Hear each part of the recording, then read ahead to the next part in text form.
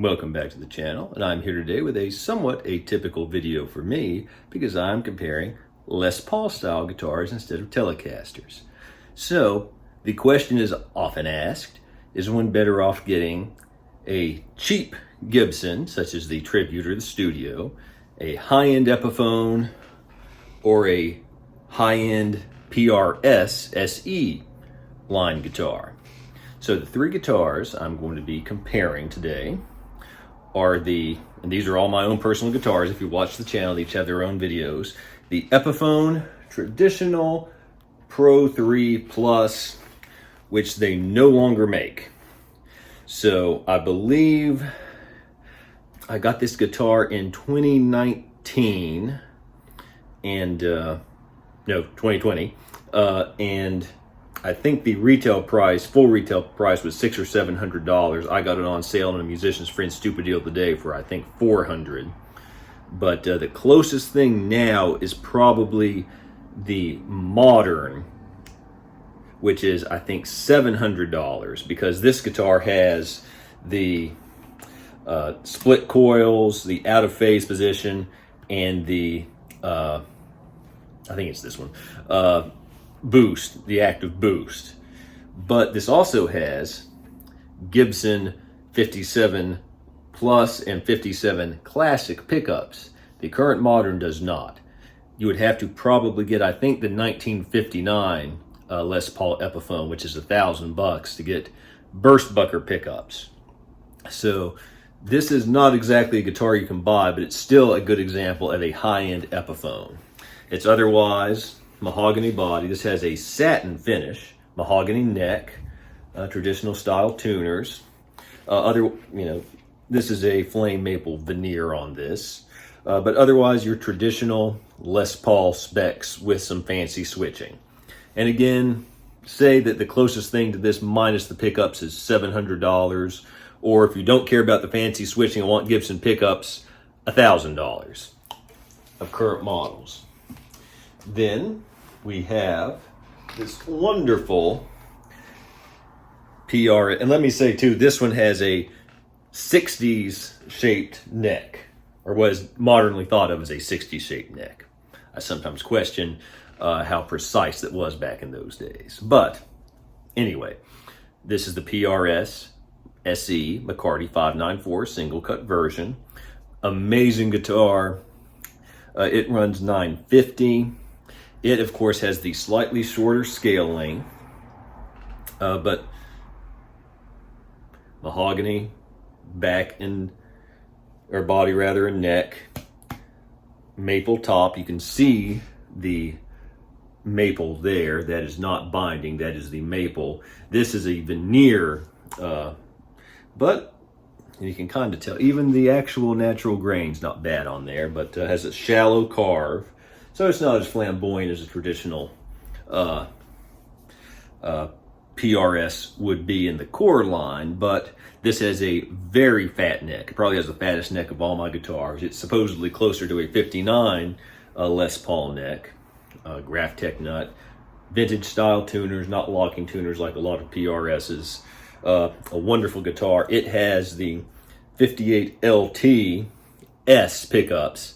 So they're designed like the core model 58 LT, which stands for low turn. They're lower output humbucker pickups. But they're made in the factory in the Coretech factory in Indonesia, because it says on the back of the headstock.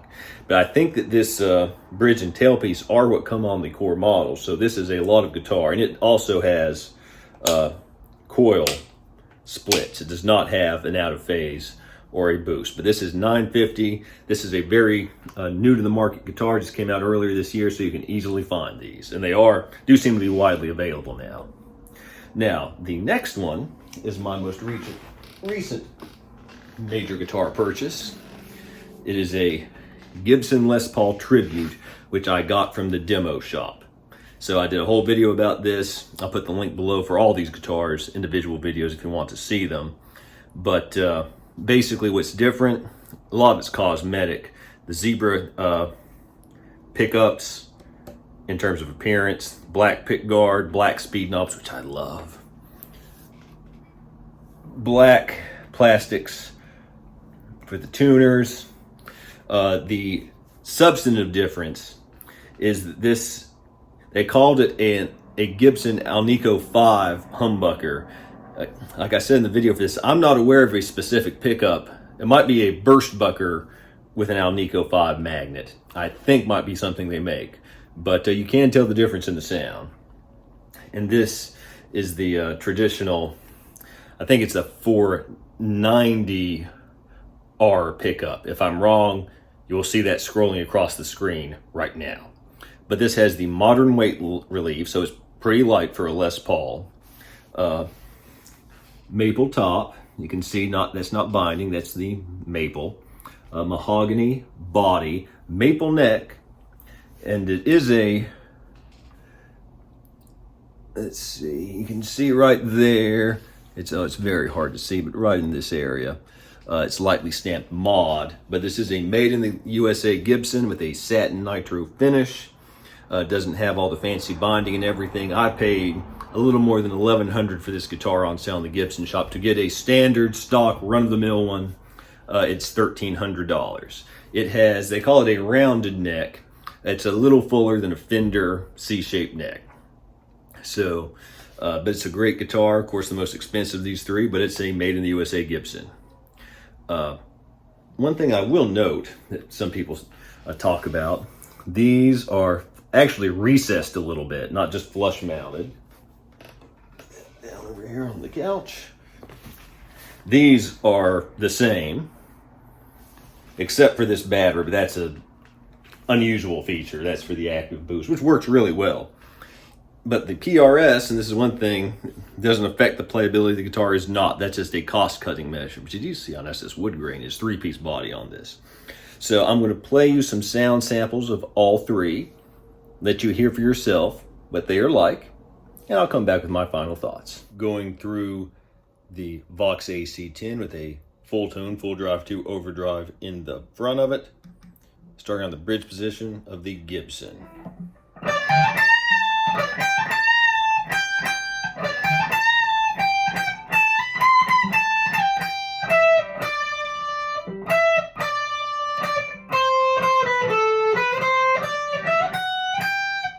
Bridge of the Epiphone.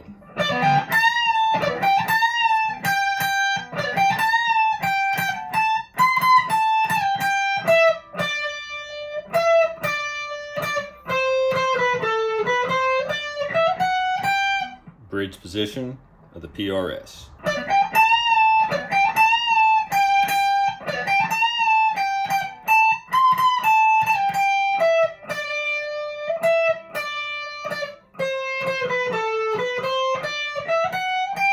Middle position of the Gibson.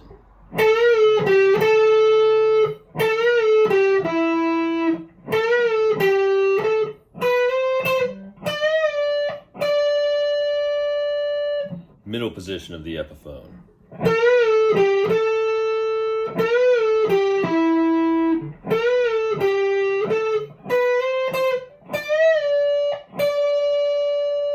Middle position of the PRS.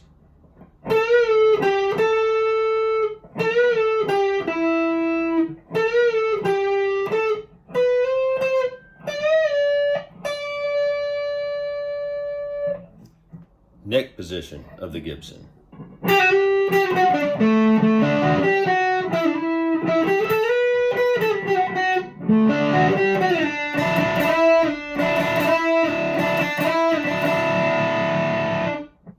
Neck position of the Epiphone.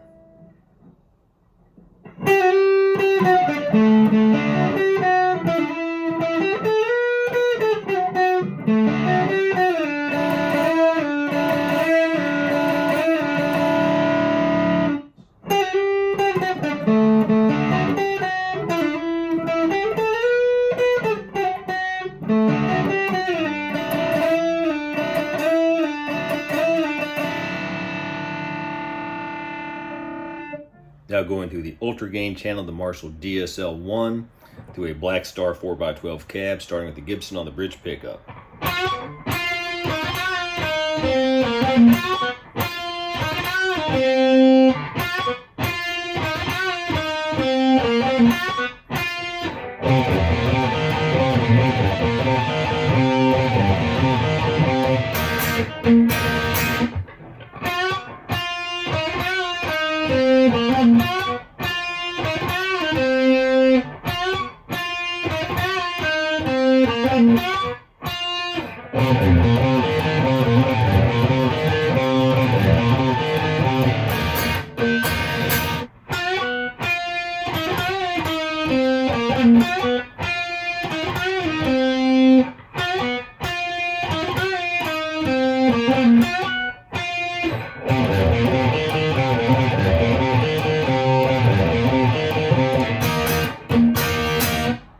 Middle position, starting with the Gibson.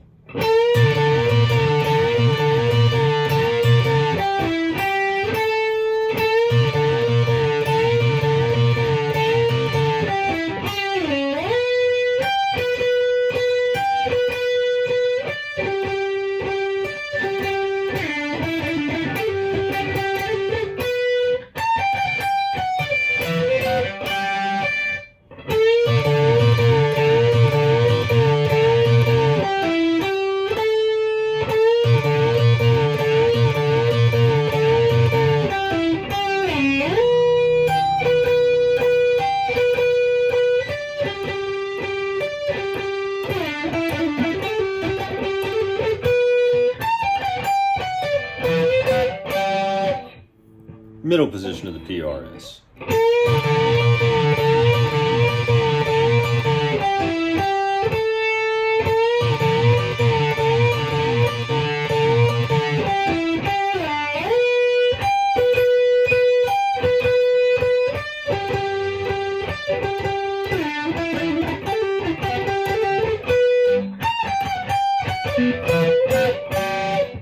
Neck pickup, starting with the Gibson.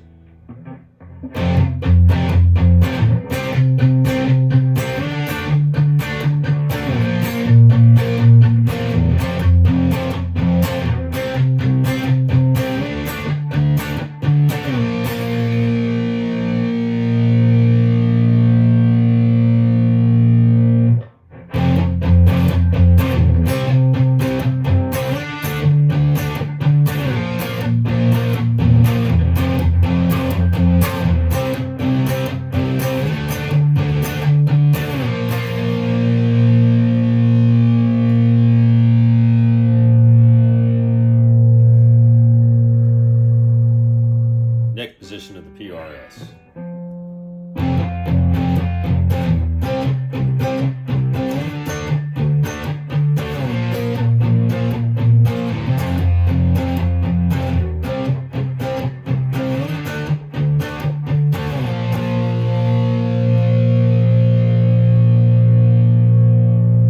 Now we'll do the middle position of all three with the Timmy and the memory toy delay on before the Marshall.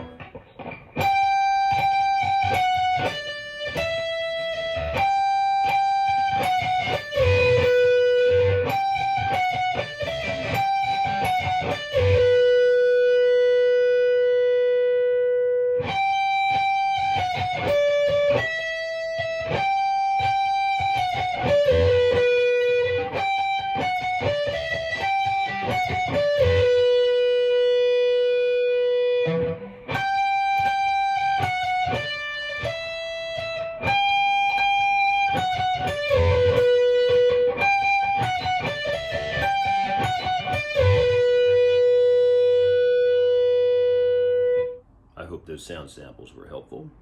Now comes the time of the video where I make some conclusions. And it's actually really difficult because each of these guitars is their own thing, much more than you would tell just by looking at them and thinking they're just so extremely similar. To streamline it as much as possible, again, this is not a stock Les Paul tribute. It is a modified version from the Gibson demo shop, but the basics are in place. This is a great guitar. It is a great modern Les Paul. It's modern weight relief. No binding, of course, but nitro finish, satin finish. If you want a satin finish, this is definitely a great one. But at $1,300, I think that for an actual just great guitar, you're getting about as much guitar as you would way up the Gibson line. I think you were truly paying more for appearance beyond this price point, and specs a little bit. If you don't want the maple neck, get the Studio for I think 300 more roughly. But if you want a Gibson Les Paul, you like the maple neck, like the modern weight relief, highly recommend this one. So, which brings me to the Epiphone Les Paul. This is the traditional Pro 3. The traditional Pro 4, though it might be somewhat similar in appearance, is not the same. It is a cheaper and more streamlined guitar. It is not almost maxed out in spec like this one is. But of the three, this is the one that is actually the most traditional Les Paul in, obviously this is not a traditional color of the finish, but in terms of the binding, the way it feels, this is I should say that this neck is called a rounded neck or a rounded 50s. It's a little fatter than a Fender C neck, but that's what it most reminds me of. This, in modern parlance, is truly a 60s style Gibson neck. I think this one sounded the most like a traditional Les Paul. Listening back to the sound samples, they sounded closer than they did in the room. But this has more of the look. This, I think I got it on sale for $400 a few years ago. The Les Paul modern Epiphone would probably be the closest thing in the current Epiphone line. That guitar is $700. It has Epiphone Pro buckers instead of the Gibson 57 pickups. That's a big difference, but that one also has locking tuners. But the Pro buckers are good pickups. So that would be $700. I think that's a fantastic deal at $700, and would probably be the most to a classic Les Paul. Other one you would want to consider would be the Epiphone Les Paul 59, which has Gibson burst buckers. It's $1,000. I think it comes with a hard shell case. So if you don't care about the name on the headstock and actually want a Les Paul that looks more like a traditional Les Paul with Gibson pickups for $1,000, that might be the way to go. And I might be mistaken. I don't think that one has weight relief. Which brings us, of course, to the PRS. I've had this guitar for a few months now. I just here within last 24 hours saw a Casino Guitars video about a core tin top version, and this is the case with the PRS SEs. Of course, this is a veneer. This is a solid piece of maple. This area here with the veneer on top, but if you just looked at the two side by side, you would not know which was $950 retail price and which was $4,500 retail price. This is an amazing guitar. It has by far the fattest neck. Probably more would be thought of as a traditional Gibson 58 neck, I think it would be. These pickups also sound more distinct than the Gibson pickups from one another, I think. These are the low turn 5815 pickup S versions, which are manufactured overseas, but to generally the same spec as the US version. This is just a fantastic guitar. Definitely feels different from the other two. The SE version has some carving on the top, but not a deep carve. Again, a very fat neck, a little bit lower output with a brighter sound. I do think that the bridge and tailpiece are the same as what comes on the core. So it's $950. So I really can say, talking about all three of these guitars, and it's somewhat hypocritical of me because I live in a place where I can't easily just go somewhere and try out all three or three similar ones, since they don't make the traditional Pro 3 Plus anymore. But at least if you could possibly try out some of the major specs amongst these different guitars. For example, the necks on these two guitars are tremendously different. You would look at them and think, oh, these are two Les Paul style single cut dual humbucker guitars. They feel so different, it is hard to put into words. The neck itself is just so different. the satin finish compared to the gloss finish. And none of these things are necessarily good or bad. They're just different, and everyone has their own taste. I would have a hard time saying which one of the three, if I could only have one.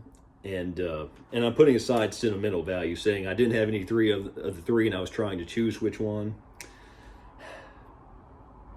And I'm not saying it's the best of the three, but I think that the best overall package in it is probably the PRS. If the nitro finish is not important to you, and the bigger neck of the McCartys are good with you, I think this is the sweet spot of quality and value. Now, if this exact guitar was still in production, it would probably be this one, but keeping in mind the Modern does not have Gibson pickups, and the 59 is $1,000 in the Epiphone range, and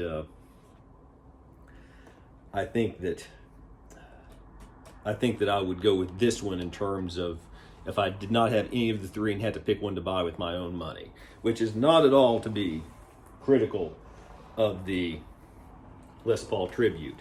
If you want a true full-fledged Gibson, you want the modern weight relief, you want a thinner neck, then personally I would get this myself over the 59 Epiphone, in stock form, even in stock, not modified, because this specific guitar just appealed to me so much. It's very specific specs and came with a hard case and all that, and I love the black speed knobs, and yeah, I have a whole video about this, I'll link below. But this is just a fantastic guitar. The only person who I think would not be satisfied with this guitar, putting aside, oh, they just want to say standard or whatever on it, would be someone that wanted a Les Paul that was just entirely traditional. The boat anchor, 10-pound, with binding.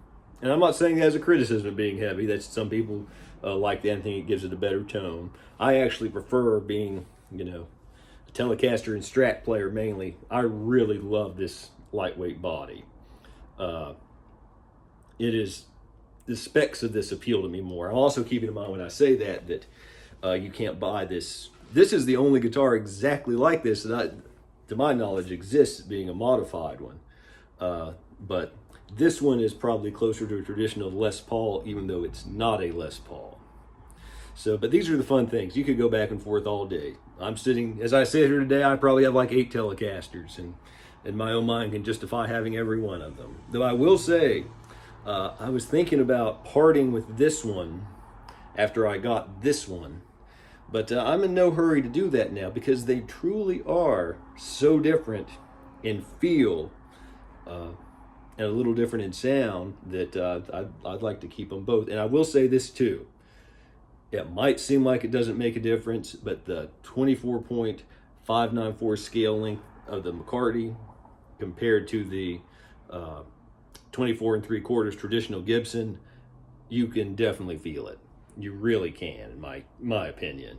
So that might be something else. If you like the feel of that, that alone might be enough with the neck carve to make you prefer this one. But that's the great thing. I'm just glad that all these and similar guitars exist, so people like me can make videos, and that we can all have fun comparing them and trying them out, and most importantly, using them each to make wonderful music with.